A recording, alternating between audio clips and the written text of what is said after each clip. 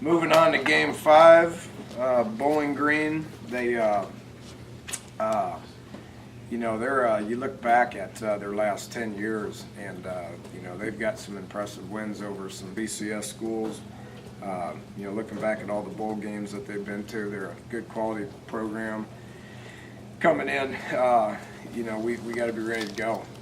And we've said this from week 1 to week 2, and then week 2 to week 3, all the rest of it. It's about getting the game over with on Sunday, regardless if you win, if you lose, if you played good, if you played bad, doesn't matter. You get to work on Sunday and get the game over with. You go be a student and get all your academic stuff in line on Monday, and then you show up today and you get ready to go. So what their job's going to be when they come in here is they're going to have to sit in here. They're going to have to learn their opponent. They're going to have to figure out who they are, what they like to do, and go through a normal week of practice to the point to where we're ready to play the game on Saturday. And it doesn't matter if if it's a atmosphere like last week or an atmosphere like we had earlier in the season. It doesn't matter. Our job as coaches is to make sure they're ready to play. So we will work diligently on making sure that they know who they're facing and what their schemes are and what we got to do to attack them. So confident the guys will come in here today and be ready to get to work. Take some questions. What are you seeing out of Bowling Green so far? They're offensively, they're well coached. If you look back at where Coach Clausen's been, for the last decade, he's been at some 1AA schools where it has taken him from being very, very average to it being extremely good. And he's an offensive guy. He coaches the heck out of the quarterbacks. They got a sophomore quarterback out of California that's got a chance to be a really good player. Their most experienced position on their team is wide receiver. They got 3 seniors that have played a lot of ball and can make plays. They're multiple. They're gonna run a lot of offense. They're gonna tempo you. They're gonna run motion. They're gonna get in the tight end sets and run the ball at you. They got a true freshman that's averaging over 100 yards a game, rushing. So they do a lot of things offensively. That's pretty good. Defensively, they're young. They have a very young secondary. Got a really good D-line coming back. A couple of guys that got lots of experience that'll give us some trouble. They're very sound. They don't take a lot of chances. They're not going to play a lot of man coverage. They're not going to blitz you very much. They're going to make you earn everything you got. And special teams-wise, the biggest thing that stands out due to the fact that we were all in the game last week is they're number 1 in the nation in net punting. Which their guys been doing a good job of that. So we're going to have to improve on that specific special team. But then, our punt team needs to improve as well. We're last in the country in net punting, and they got one of those receivers is a pretty good return guy where we got to get better in FAs. Dana, you said last Saturday that you were going to probably have to look at options at cover, and I would assume that you're looking at personnel options on most of your special teams. Where do all of those things stand right now? We'll know more here in a couple of days after we practice. That's the only way of fixing that sort of thing is getting out there and working at it. Which our schemes are fine. It doesn't have anything to do with our schemes. It has everything to do with trusting the people that are on those units. And that's one thing that we don't do a great job of right now is trusting the people that are on those units.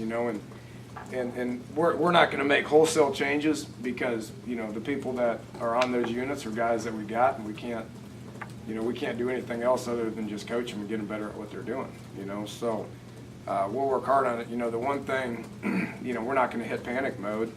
I mean, LSU's been known for being as good a special teams team as there has been in college football over the last decade. So part of the thing that was discouraging for everybody involved was the fact that they were far better than us on all 4 phases. Well, they just set the bar, and we just got to work hard to get it to the point where we're like they are. Obviously, Tavon had some difficult balls to try to field and go for, but do you have any thoughts about maybe there's a safer option back there? A safer option than Tavon? Well, I mean, Tavon's the guy who's going to do something big for you, but is there maybe an option where somebody catches the ball or? Well, I think Tavon does a great job of catching the ball. No, you know, that's a lot of ground to cover, isn't it? You know, and as quick as Tavon is, that doesn't mean that he can go field every one of those. And I thought their punter had as good of a punting performance as I've seen in all my years of coaching, as far as where he placed it. You know, and some of those pooch things, you know, you want to hang the thing up to the point to where, you know, when it comes down, the return guy's got to wiggle through some people to go find that, you know, and you got to get to a point where you make that decision on calling it and saying, Peter, and getting away from it or going and fielding it, you know. So I've got complete confidence in Tavon to be able to get that done. We got to do a better job of holding people up. I think the people that were on LSU's punt team, you know, mainly number 7 and number 17, you know, were pretty good players to the point where they got down the field and they made things happen, you know. We got to look at that and we got to say, you know what, where's our 7 and 17 at? And where are they at in relationship to punt team and kickoff team? And maybe we got to put some guys like that on there.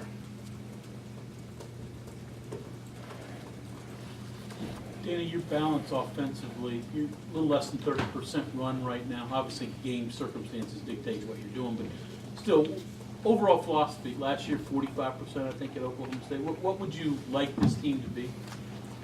Well, it depends if you have 3 true freshmen or you have an All-American back there, right? You know, I mean, we're still searching for guys that are every down backs, which we don't have one yet.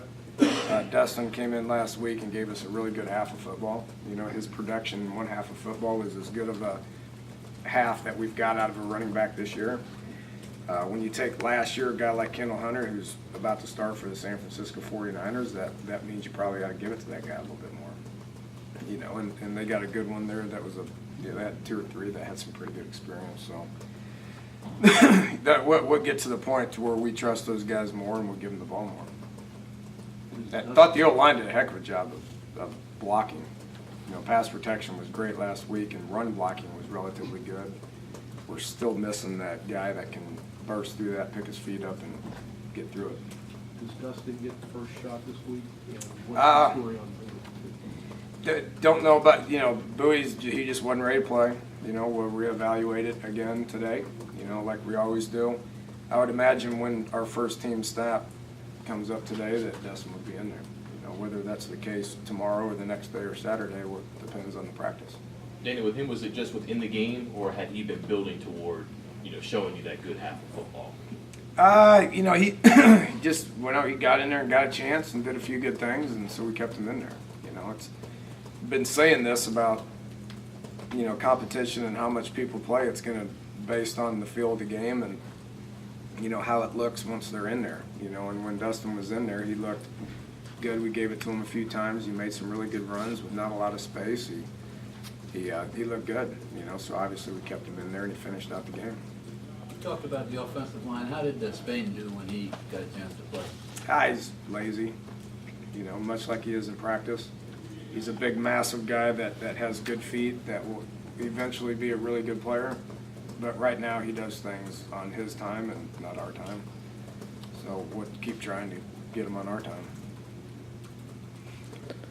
What's the status of Cole Bowers? I don't think he's dressed for the last 2 weeks. Is he a day-to-day thing or something longer term? He's not in the rotation. If he was, he'd play. What did you see out of your defense when you guys went back and looked at the LSU tape? Defensively, if you could assess how they played in that game and what you guys are looking to do maybe differently this year? Played well. Overall, played well. You know, thought we asked them to be physical against a very physical team, and they were. They were every bit as physical as what LSU was, which that was really good to see. Gave up a couple of big plays, you know, in the passing game, you know, which needs to be prevented. Still didn't get any sacks. We still didn't get any turnovers. If you look at the turnovers that we had, you know, Gino was responsible for one, you know, which obviously could have been prevented on the snap. That's just on him. You know, Tavon dropped the ball and it bounced off his head and way up into the air. That's on Tavon, right? And then 2 plays by number 7, which are as good of plays as you're probably going to see all year in college football. You know, which you know, 2 of those are on us clearly, and 2 of them are on defense making plays on the ball, which is something that we continue to stress with our defense as far as our inability to make plays on the ball, whether it's in the air or whether it's stripping them out. Haven't done it. We've got 3 picks in 4 games, and we've got zero strips or fumbles in 4 games. You know, so that's got to get better. You know, you look at the turnover margin. Well, we clearly lost that, but LSU had as much to do with that as we did. And we got to make plays on defense to get turnovers, and we got to prevent it on offense.